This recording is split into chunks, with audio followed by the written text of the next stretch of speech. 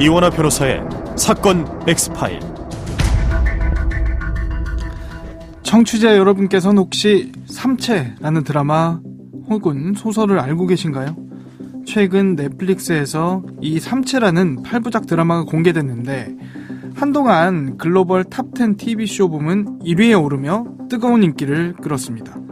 이 드라마 삼체는요, 2008년 중국 작가 류츠신의 SF 소설을 원작으로 하고 있는데 미국 오바마 전 대통령이 재임 시절 휴가지에서 이 책을 읽었다고 알려지며 더욱 주목받기도 했습니다. 오늘 여러분께 들려드릴 이야기는요, 바로 이 드라마 삼체를 제작하는 과정에서 실제 발생한 아주 끔찍하고도 잔혹한 살인사건에 대한 이야기입니다. 이원하 변호사의 사건 X파일. 안녕하세요. 저는 변호사 이원하입니다.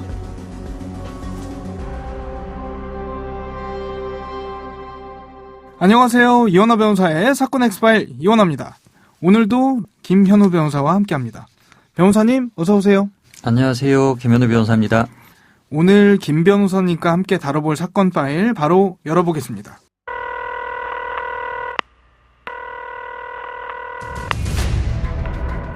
사건은 보이는 것보다 가까이에 있다. 변호사의 눈으로 냉철하게 바라본 사건 사고.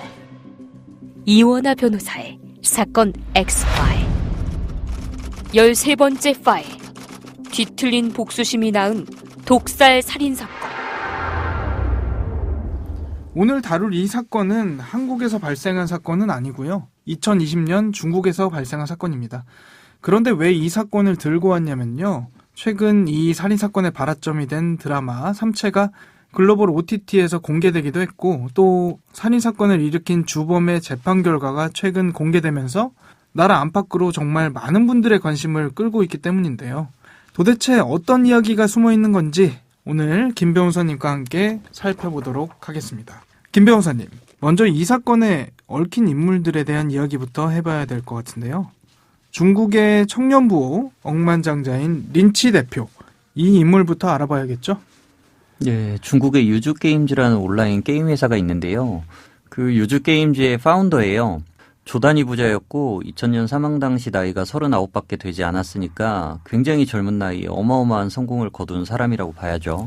이 린치 대표가 중국의 유명 작가 류츠신의 소설인 삼체, 굉장히 관심이 많았다면서요? 작가 류츠신은 아시아인 최초로 SF 문학상인 휴그상을 받기도 했고요. 말씀드린 대로 SF 소설입니다. 지구와 교신하는 외계 문명으로 삼체라는 곳이 있고, 그곳은 항성이 3개 있는 굉장히 변화무쌍한 극한의 환경에서 적응해온 문명이었습니다. 그 문명인들이 지구와 교신하면서 지구 문명과 이제 접촉하기 시작을 했고, 지구에는 위협이 되기 때문에 이를 해결하기 위한 논의를 시작한다는 것이 대략적인 내용입니다. 린치 대표가 거액을 들여서 삼체 판권을 샀다면서요?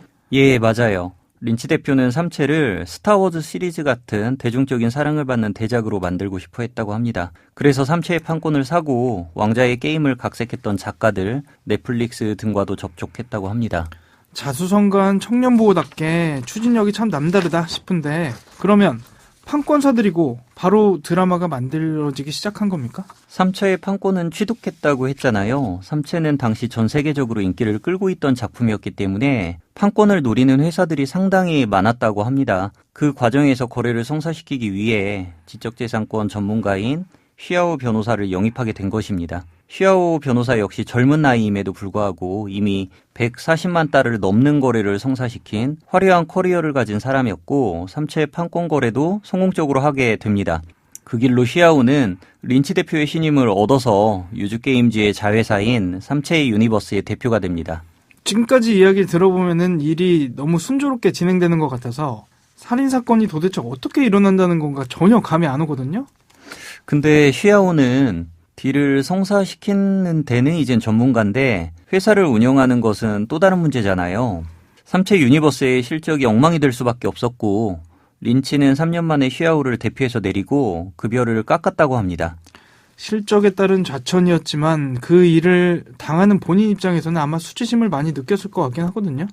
네, 특히 넷플릭스 영상화 프로젝트에서 휘아오 이름이 빠지는 일이 발생하는데요. 2020년 9월에 넷플릭스와의 계약이 발표됐을 때 삼체 영상화 판권 소유한 자회사의 대표였지만 드라마 제작 발표 때 린치가 총괄 프로듀서로 발표되고 시아오의 이름은 빠져버립니다. 자신의 이름이 빠진 것에 대해 굉장히 분노했고 이것이 이 사건 범행의 트리거가 된 것으로 보입니다. 그래서 어떻게 됐나요?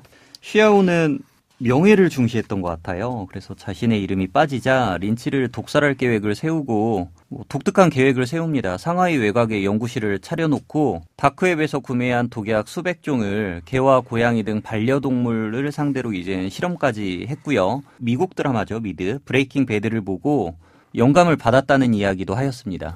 독약을 만든 것도 놀랍기는 한데 이거를 린치 대표가 먹게 해야 되는데 억지로 먹일 수가 있나요? 시아오는 자연스럽게 먹이려고 2020년 9월부터 12월까지 독극물이 든 커피와 위스키, 식수를 집중적으로 사무실에 반입했고 사망 열흘 전에는 린 대표에게 유산균이라며 알약도 건넸다고 합니다. 그 안에 염화 메틸 수은 그리고 테트로도 톡신 등이 들어있었다고 하고요. 독약을 무려 3개월 동안 먹였다고 했는데 시아오의 범행이 어떻게 발각된 거죠? 독극물 섭취하게 된 린치와 그 사무실 직원 4명이 쓰러지면서 원한 관계가 있을 수 있다고 수사당국에서도 살펴본 것 같습니다. 그래서 유력 용의자인 시아오가 경찰에 체포됐습니다. 그래서 린치 대표는 결국 어떻게 됐죠? 린치 대표를 살리기 위해서 수사당국에서도 어떤 독을 썼는지 시아오를 강도 높게 조사를 했는데 시아오는 끝까지 범행을 부인하면 이젠 무죄 쪽으로 혐의 없음 쪽으로 빠져나올 수 있을 거라고 착각을 한 것 같습니다. 그래서 범행 자백을 거부했고 끝내 자신이 어떤 독약을 사용했는지에 대해서 밝히지 않아 린치 대표는 치료가 늦어졌고 결국 사망하고 말았습니다.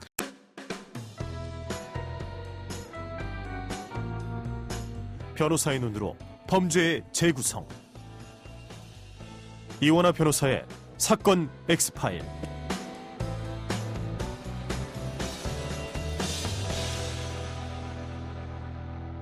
저는 개인적으로 이해가 안 되는 게 법적으로 봤을 때 피해자가 사망한 경우랑 그렇지 않은 경우 살인이랑 살인 미수잖아요. 혐의나 형량에 있어서 차이가 굉장히 크지 않습니까? 오히려 자신이 형량을 낮추기 위해서는 독극물이 뭔지 알려주고 린치를 살릴 수 있도록 해야 되는 것 같은데 뭐 이런 생각 들거든요. 시아오 입장에선 굉장히 고민이 많았을 것 같은데 이제 자신이 쓴 독극물을 밝히는 것 자체가 자백 취지입니다. 굉장히 중하게 처벌이 될 수밖에 없고요. 다만 이제 범행을 끝까지 부인하기 위해서 독극물을 밝히지 않고 억울하다. 왜냐면은 굉장히 계획적으로 범행을 치밀하게 꾸몄거든요. 그래서 끝까지 자기가 무죄로 빠져나올 수 있을 거라고 생각을 했던 것 같습니다. 재판 결과가 최근에 나왔다고 알고 있는데 결과가 혹시 어떻게 나왔나요? 고의살인죄를 적용하여 사형을 선고했습니다. 범행 과정이 계획적이었는지 우발적이었는지 또 뭐 얼마나 치밀하게 준비했는지 이런 거 당연히 형량에 영향 미치죠. 네, 맞아요. 중국 법원에서는 시아오가 계획적이고 의도적이며 그 방법이 공공의 안전을 위협하는 독살이라는 치명적인 수단이어서 엄벌에 처해야 한다는 이유를 들었습니다. 만약에 우리나라에서 비슷한 사건이 있었다면 어땠을까도 궁금한데 김 변호사님께서 이 사건을 맡았다면 어떤 혐의들에 주목하고 어떤 법적 책임 물으실 것 같으세요? 제가 수사를 했다면 살인죄 외에도 불법적인 약물 거래에 대한 약사법 위반, 그리고 동물 실험 부분에 대한 동물보호법 위반, 여러 가지 혐의 등을 생각해 볼 수 있을 것 같고 중독돼서 병에 걸린 다른 직원들에 대해서는 미필적 고의 여부를 판단하여 살인미수죄 내지는 최소한 과실치상 책임을 물어볼 수 있을 거라고 생각합니다. 시아오 변호사가 만약 대한민국에서 재판받았다면 재판 결과가 달랐을까요? 기본적으로 우리나라의 이제 실무적인 사례들을 봤을 때 예를 들어보자면 청산가리 막걸리 유명한 사건입니다. 영남제분 사건 같은 경우에 주범이 전부 무기징역형이 나왔는데 언론에 나오지 않는 일반적인 사건들을 기준으로 보더라도 15년, 징역 15년에서 무기징역 정도를 예상해 볼 수 있을 것 같습니다. 한국도 물론 사형제도가 존재하지만 현재 집행이 되지 않은 지 이제 수십 년이 됐고요. 사형 선고가 되는 사건은 그래서 극히 드뭅니다. 그래서 이 사건이 한국에서 벌어졌다면 사형 선고는 피하지 않았을까 예상해 볼 수 있습니다. 네, 린치 대표가 사망하고 혼외자 상속 분쟁도 뜨거운 이슈였던 모양이더라고요. 네, 한 네티즌이 린치에겐 혼외자 아들 린정칭이 있다고 글을 올렸는데 그 글에 린정칭의 출생 증명서와 변호사 서신까지 올렸습니다. 웨이보에 올렸습니다. 서신을 보면 유주회사는 린정칭에게 린치의 다른 자녀들과 똑같은 권리가 있다는 것을 보증해야 한다고 적혀 있습니다. 그만큼 유주회사에서는 당신들이 입증을 해봐라, 혼외자인 걸 입증해봐라, 이런 식으로 주장을 했던 것 같습니다. 웨이보에 글을 올린 네티즌은 린치 혼외녀의 동생인 것으로 알려져 있습니다. 이 네티즌은 웨이보에서 린정칭은 언니와 린치 사이에서 태어난 아이가 분명하고 두 사람은 전염병이 끝난 후에 결혼을 등록할 계획이었다고 주장했습니다. 또 많은 친구와 친척이 아이의 존재를 알고 있다고 강조하기도 했고요. 하지만 유주회사 측에서는 상속인으로 인정하지 않아 이거를 인터넷에 공개하게 된 것이며 친자 확인 소송도 진행할 계획이라고 밝혔습니다. 네, 오늘은 여기까지 삼체를 둘러싼 독살 사건 살펴봤습니다.